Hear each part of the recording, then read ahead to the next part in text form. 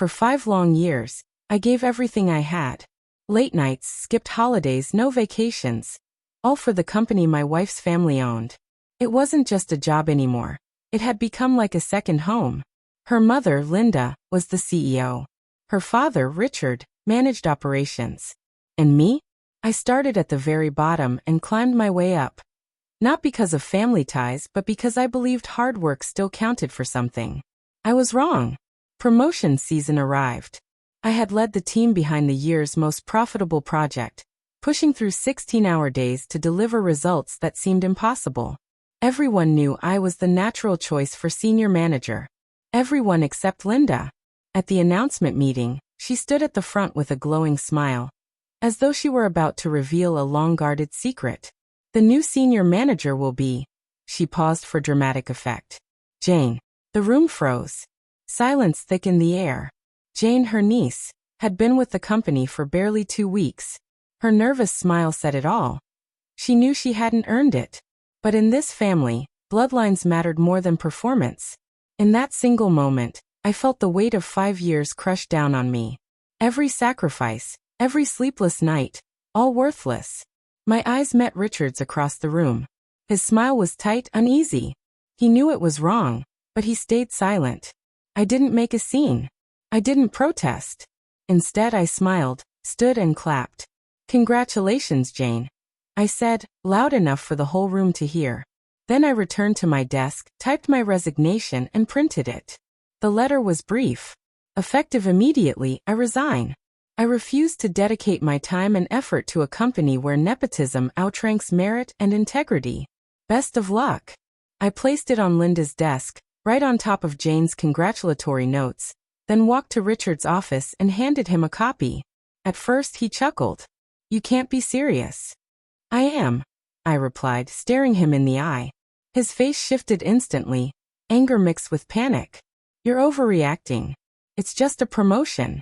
There will be others. 5 years of bottled loyalty erupted inside me. You handed that role to someone who doesn't even know how to work the coffee machine.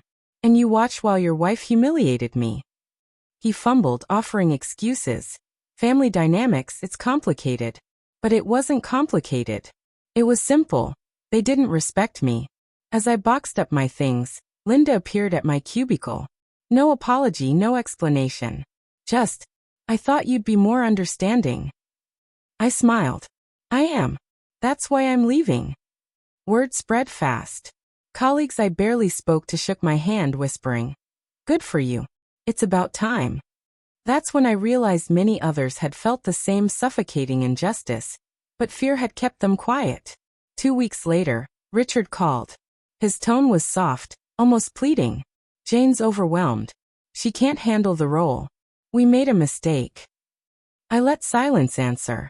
We want you back. Same position, same salary. And the same respect. I asked. He hesitated. That was my answer. He tried again. We can renegotiate. Linda understands now. She's willing to talk. But I was finished talking.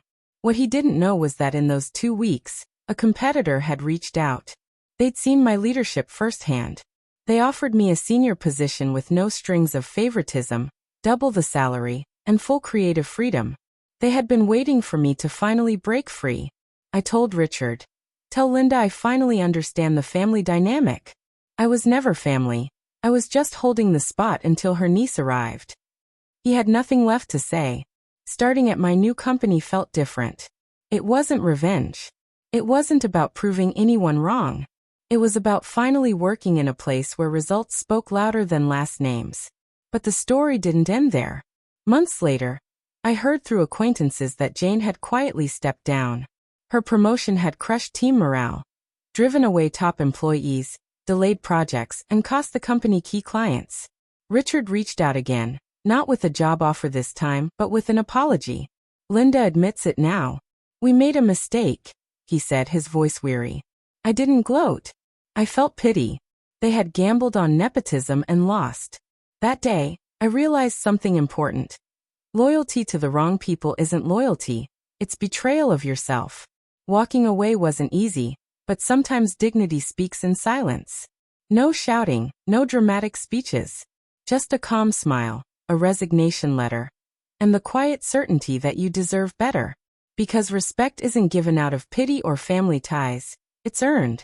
And if they can't see your worth, someone else will.